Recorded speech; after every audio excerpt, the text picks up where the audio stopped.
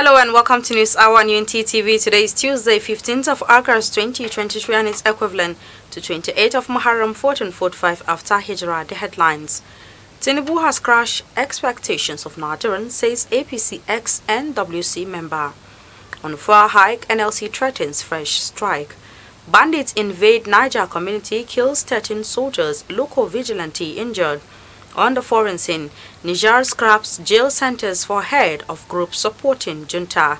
And in sports, Varane's header ends Manchester United narrow win over Wolves in EPL.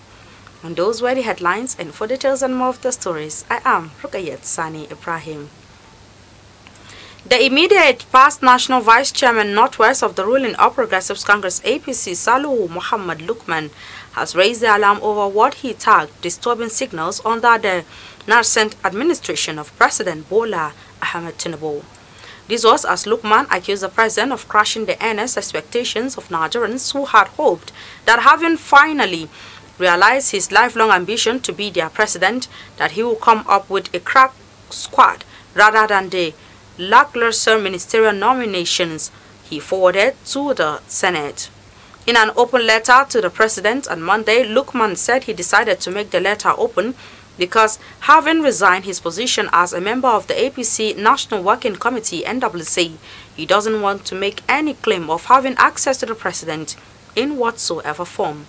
He said the disturbing signals, if not averted, could produce bigger problems and irreversibly destroy APC's electoral viability as a party.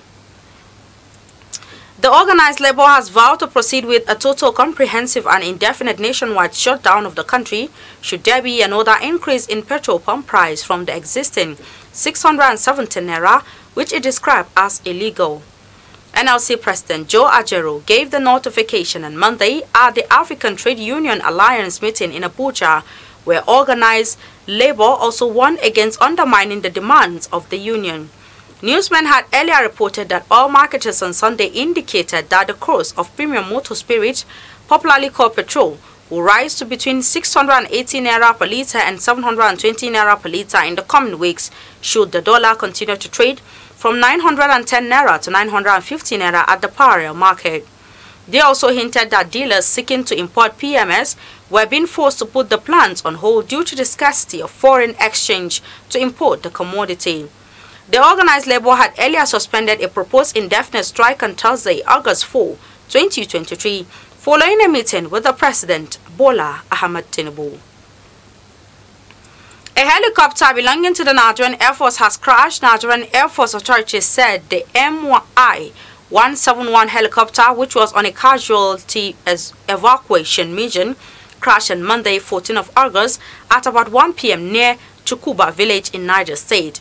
Director of Public Relations and Information, Air Commander Edward Gapkwet, disclosed that the aircraft had departed Zungeru Primary School en route to Kaduna. However, it was later discovered to have crashed near Chukuba village in Shiroro local government area of Niger State. He said efforts were currently ongoing to rescue the crew and passengers on board the helicopter, and preliminary investigations had commenced to determine the probable cause of the crash. Bandits have again hit the Niger State community, during which no fewer than 13 military personnel were killed and some local vigilantes were also injured. However, the gallant soldiers also ended up gunning down no fewer than 50 of the bandits during the fireworks. The bandits were said to have been terrorizing Kundu village near Zungeru in the Wushishi local government area of the state for the past few days. The bandits were said to have settled in the area with the cows and other domestic animals rustled from villages within and outside the communities in the area. The bandits, it was reliably gathered, had laid ambush for the military men who were on a rescue mission to the area. One of the recuperating vigilantes said Adamu told newsmen that many of the bandits were also gunned down and their corpses are still littering the area of the battle. Both the military and police could not be reached in Mina to comment on the incident as at the time of filing this report. The kidnapped king of Gurku community in Karu local government area of Nasarawa State, Jibril Mamman Waziri, has been released alongside his wife Hajia Sa'adatu. It was not very clear at the time of filing this story whether ransom was paid before the release of the monarch and his wife, who have been in captivity for about 8 days now. Recall that the traditional ruler and his wife were abducted on the 6th of August 2023 in the palace located around mountains in the area. Governor Sule, who announced the release of the victims when swearing in the newly appointed commissioners, said the monarch and his wife were in stable health condition. Operatives of the Nigerian Police Strike Force who were deployed to TUNTBE, Basambiri community in the Bayelsa State have arrested 8 suspected gunmen and recovered several calibers of arms and ammunition. The Force Public Relations Officer ACP Olumuyiwa Adejobi, in a statement yesterday, said these followed the receipt of a petition from a law firm on the activities of some hoodlums armed with guns and other dangerous weapons, who were constantly terrorizing members of TUNTBE, Basambiri community in Bayelsa, and coupled with other similar complaints and intelligence in the region. Consequently, Adejobi said the operatives swung into action and raided the camp of the hoodlums, arrested them and recovered 3 AK-47 rifles, 2 pump-action guns, 1 LAR rifle, 1 jackknife, 1 DAGA magazines, 104 rounds of live ammunition of various calibers, 2 POS machines, 10 ATM cards and 1 rechargeable bulb, among others. The force headquarters, however, said the suspects will be charged to court upon the conclusion of investigation.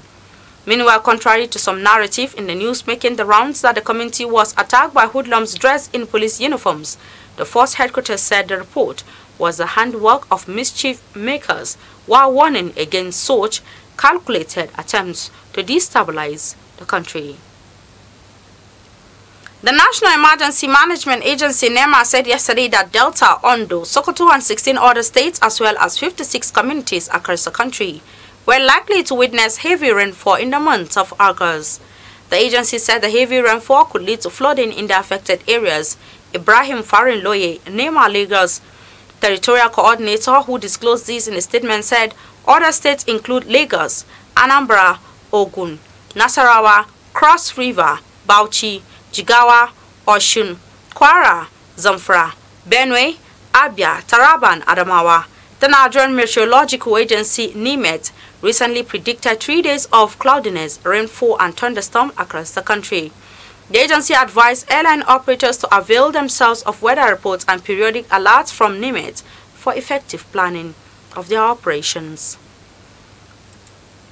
Labour Party LP presidential candidate Peter Obi, Abia State Governor Alex Oti and Barrister Julius Abure, national chairman of LP, among other party members, will be in Owerri as the party kicks off its governorship campaign.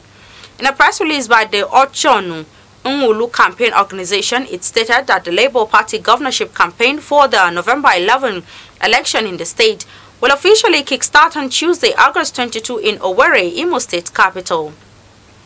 According to the statement, full attention will be diverted to Imo State as massive crowd of obedience, including new members of Labour Party, will herald the presence of Labour Party bigwigs in solidarity as Senator Atan Achonu and his deputy governorship candidate Honorable Tonu Nwulu declares campaign open. And on the foreign scene, a Niamey court on Monday scrapped a 9-month jail sentence handed to Abdullahi Saidu, head of a leading activist group that supports the ruling military, his entourage said. Members of Niger's presidential guard seized power in a coup late last month. Saidu, head of the M62 group, had been behind bars for 7 months in a case involving an army airstrike on suspected terrorists in the south of the country. The M62 movement, set up a year ago, is a coalition of around 10 groups and NGOs opposed to the presence of French military forces in Niger. In recent weeks, it has led calls for rallies to support officers who on July 26 toppled the country's elected president Mohamed Bazoum. Saidu was taken into custody in January and sentenced in April.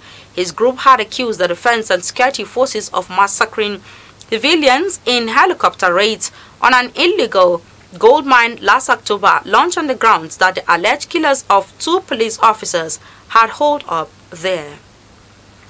And in sports, Manchester United rode their luck to start the Premier League season with victory as Raphael Varane header earned a 1-0 win over Wolves on Monday.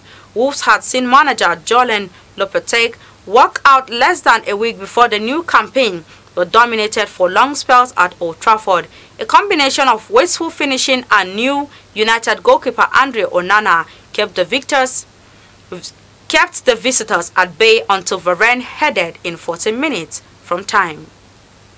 And with the sport news, we've come to the end of our bulletin for today. You can follow us on our social media handles at Facebook, Instagram and Twitter at Unity Radio FM TV, respectively.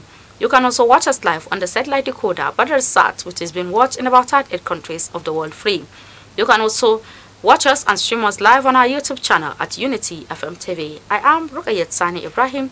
Thanks for watching and enjoy the rest of our programs. Do have yourself a lovely day.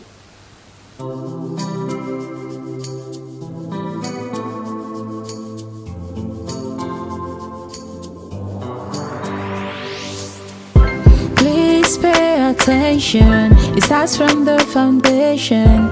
Everybody needs somebody. You turn a blind eye and care nothing less. Say it's just business, all about the money. You are so unbothered as long as they pay. Say it's just business, all about the money.